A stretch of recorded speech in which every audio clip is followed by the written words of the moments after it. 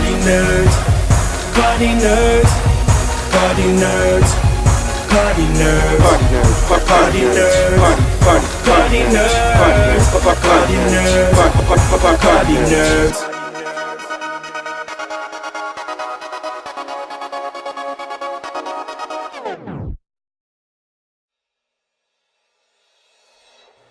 What's going on, world?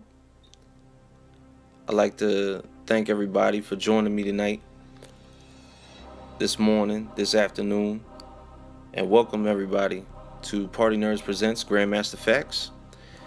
And I have an interesting topic tonight as it pertains to the big question that has revealed in everyone's mind lately. Marvel,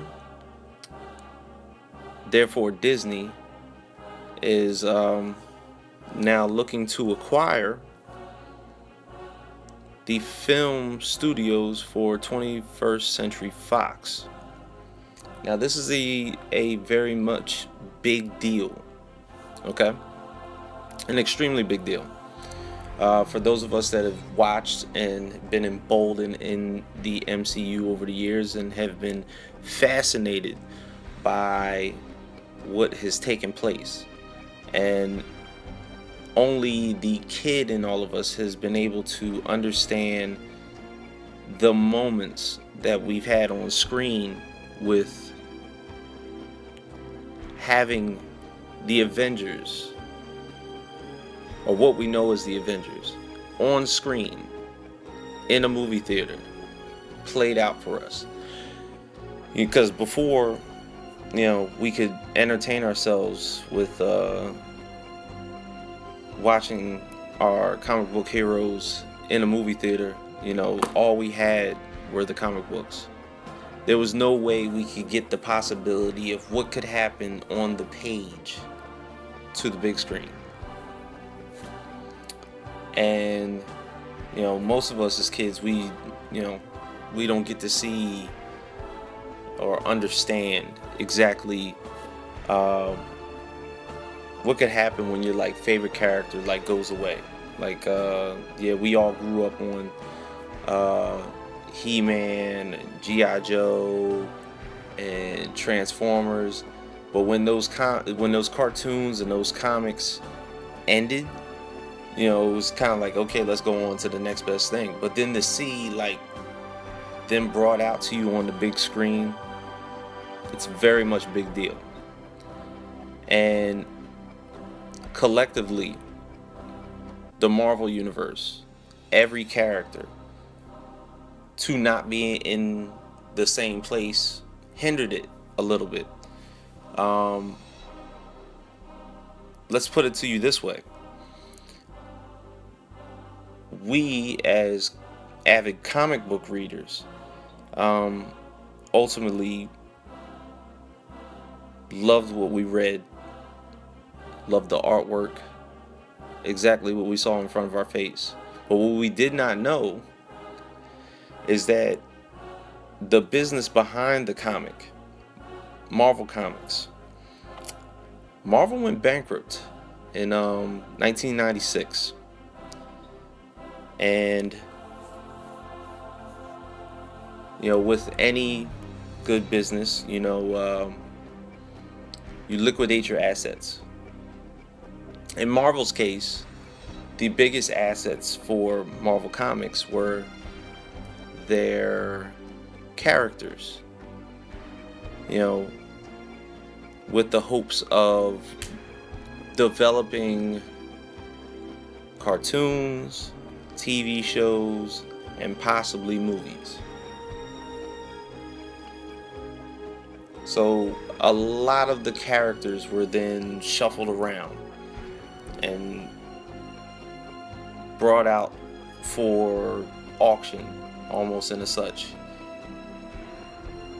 because studios, of course, with any other company in hand, to have a Marvel character in your hand, say if you're a little kid and all of a sudden you grow up and you're a studio head, be like, oh my God, what would it be like to have a Thor movie oh my God, like, man, if I could do a Spider-Man movie, I think I would be like a hero if I made one. That would just be like my top thing. Now, the company as a whole shuffled away their assets. A lot of it started with cartoons and animation. You may remember the XMen comics, cartoons, I'm sorry, that came out like on Fox back in the early 90s. You remember the Amazing Spider-Man cartoons that used to come out around those times as well. Marvel Studios as a film company didn't really like get the niche in everybody's heads that, hey, maybe we could do a movie and it would be like holy shit in your eyes and it would blow people away. This happened for Marvel Films, Marvel Studios, and it was one of the only characters that they still had the rights to at that time, and they made a movie for. The movie was Blade.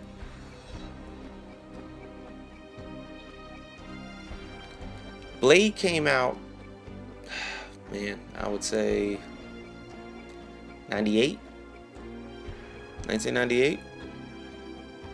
Wesley Snipes starring as Blade. Definitely not the quintessential Marvel character that you would say, man, I can't believe they put Blade on screen, as you would say, man, I can't believe they put Spider-Man on screen. But they put Blade up. Worldwide, Blade made $131 million. $131 million worldwide for at the time, a C-level Marvel character.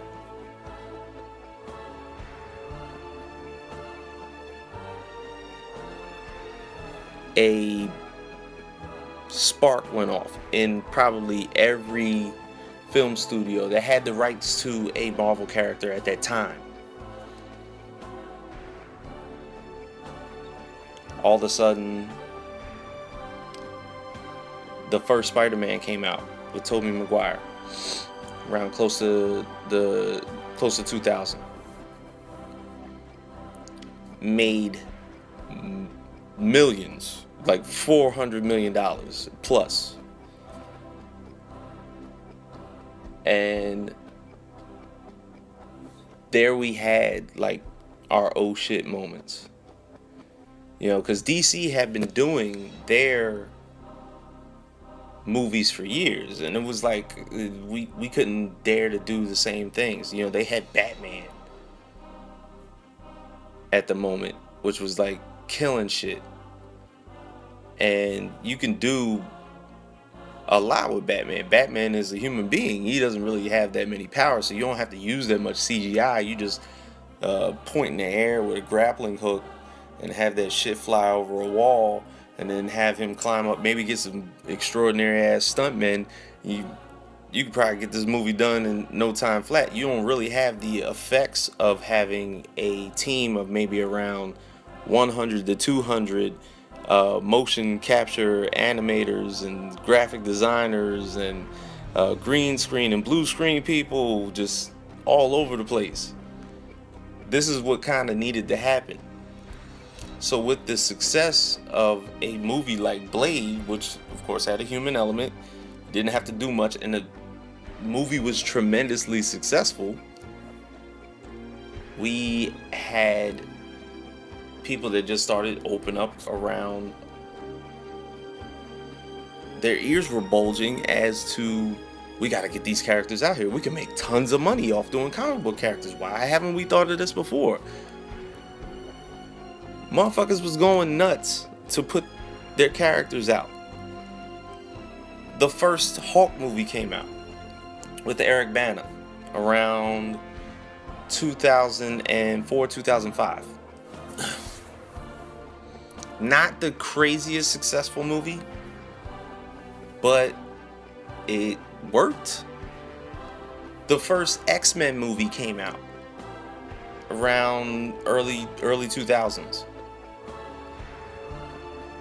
Blew everybody's minds by what it was capable of doing.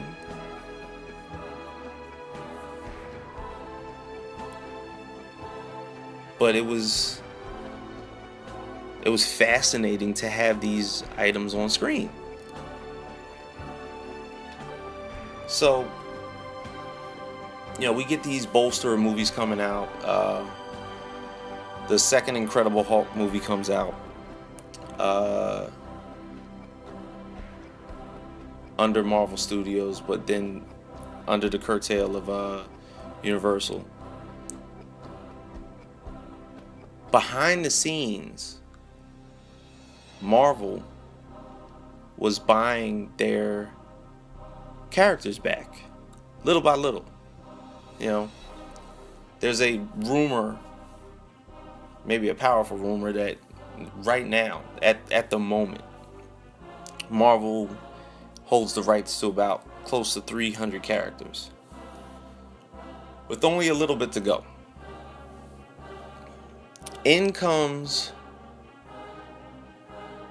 the first Iron Man movie, 2008. Disney doesn't buy Marvel. As we all know now, Marvel is now in property by Disney till 2009. Disney, as we know, is this all and powerful conglomerate,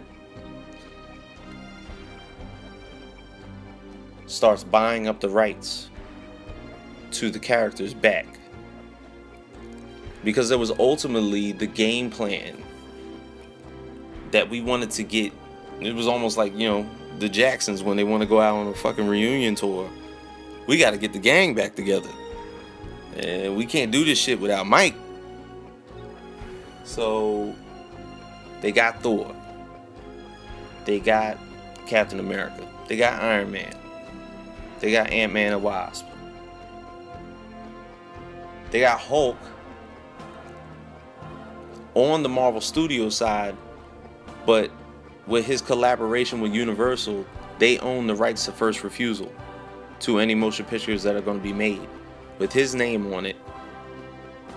That's why you've only seen him in the group movies of the Avengers and the little buddy comedies that you've seen with Thor Ragnarok. Had him out there looking like Eddie Murphy and Nick Nolte in 48 Hours. This buddy comedy that they had going on. But this is what we get. But we are satisfied. Okay. Black Panther is also in it. Captain Marvel is obtained. The villains that they've been able to incorporate are all portions of the characters that have now been claimed back. But there was still outside bubbles that needed to be fixed. Sony owned the rights to Spider-Man's character and the majority of the characters around it, including the villains. So Disney pulled a blockbuster move, $4 billion, to bring Spider-Man back on board into the MCU in a partnership with Sony nonetheless. But he is allowed to be obtained in the Marvel movies.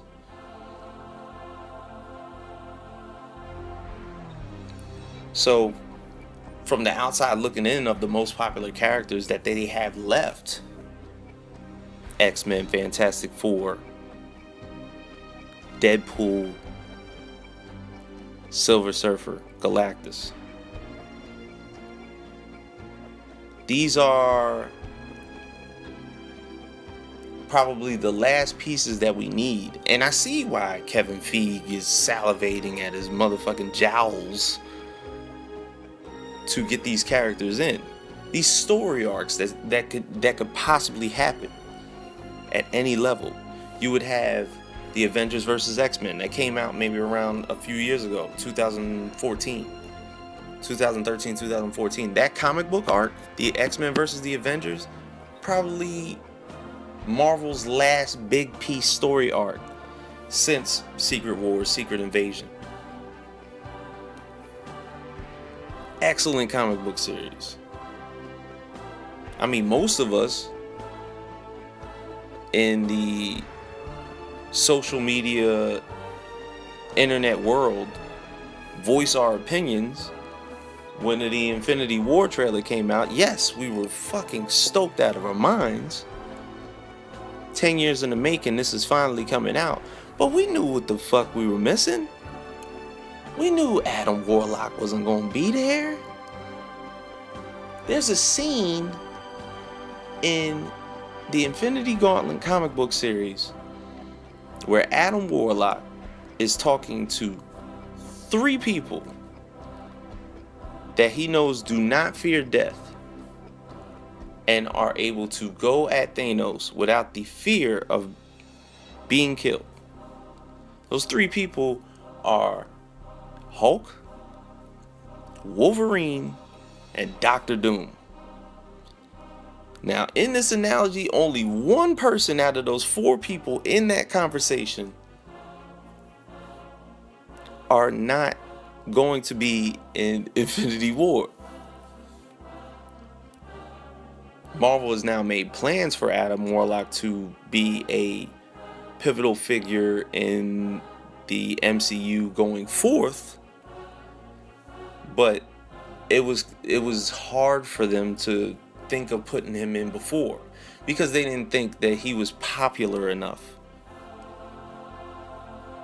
to get a decent character evolved. They haven't even thought like of bringing, the MCU into space yet. Guardians came out in 2014. Most of the motherfuckers that we've seen so far have been on Earth fucking with people that come into Earth. Like, the villains have come to Earth to fight. Nobody has gone into space. Nobody has even discovered the realms of the cosmic universe of the MCU.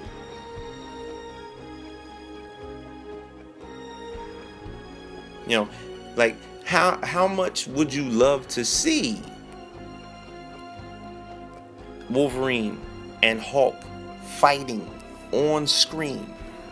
Those Wolverine versus Hulk comic book series that we drooled at as kids, that actually happening on screen, who would not want to see that? Where we wouldn't have to get to see constant reboots of our most popular stories from these characters. Like, if I see one more Dark Phoenix Saga, I'm kicking somebody in the fucking mouth. I know there's one coming out next year, but damn, come on, man. Like, I saw this shit on the X-Men cartoon. I seen this shit when Famke Janssen killed Professor X and Wolverine turns into damn near a skeleton and stabs Jean Grey, Dark Phoenix, in her chest. Now I got to see this shit with Sansa Stark. Come on. We can have a better evolving, consistent product if we do it correctly. If we do it correctly. Don't even get me started on some of the people that we haven't even included into the conversation. Namor being one of them. They haven't even brought the most asshole that the MCU probably still owns back into the fold. Now, I know some of you are in fear because of Deadpool. And all well and good, Disney does own Touchstone Pictures. They're able to put out rated R movies with that brand. I hope that they continue to do so because, the man is perfect for the role. Extremely perfect. In and out. Like, his DNA is emboldened in the shit. So, just like you out there, I hope that doesn't get fucked with. But X-Men Fantastic Four has yet to blow anybody's minds. They managed to fuck that up twice. They managed to incorporate Silver Surfer and Galactus and fuck that up. The most we saw of Galactus on screen was a shadow coming out of the goddamn clouds. They made Silver Surfer look like a goddamn chump.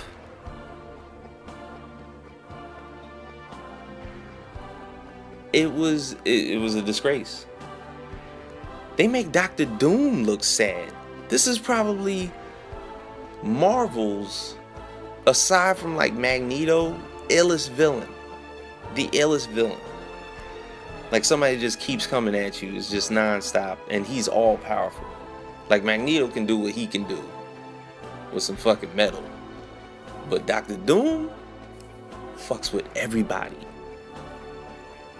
Like, in the cartoon series, he is the main villain for everyone. Like, he fucks with the X-Men in the comics, in the cartoons. He fucks with Iron Man. He gets on everybody's nerves. He's annoying. He's a protagonist. And probably the smartest motherfucker out there. He's the only person that probably gives Doctor Strange fits. And who would not want to see that? Like the Justice League has Lex Luthor to fuck with them 24/7. The MCU as a whole has Doctor Doom fucking with them 24/7. Doctor Doom don't die. He just keeps coming at you and getting on your fucking nerves.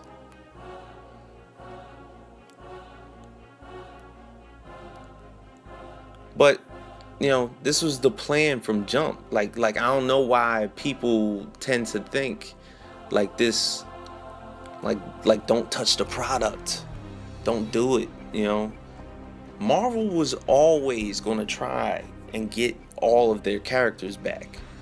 Yes, through bankruptcy, they sold off their assets. But when Disney got into the building, with the money that they have, probably the first or second question was, can we get all our shit back? Like, if your house gets robbed and you know that your chair is at the neighbor's house across the street, that your TV is at the end of the block, and that your grill is 2 miles up the street, and you get to rolling with some people that tell you one day, hey man, I know you just moved out here, but I heard about what happened, and I can get your shit back. The first thing rolling through your mind is, cool, let's get it. Let's get all my shit back. So with the power and the money, yeah, we see companies every day that like take over other companies, and it looks pretty fucking sad. But this is like the only one that makes sense. You kind of want all of the characters within your company to be under the same umbrella. Fuck, DC got it. DC and WB been hand in hand for years. Why can't Marvel do the same thing? And with that, I wish you guys well. Once again, You can always check us out at the Partynerdz podcast, 645 Wildfire Radio every Tuesday night. Or you can hit us up on the podcast dial under Partynerdz or Partynerdz presents Grandmaster FAQs. This is your boy, Grandmaster FAQs. Partynerdz go.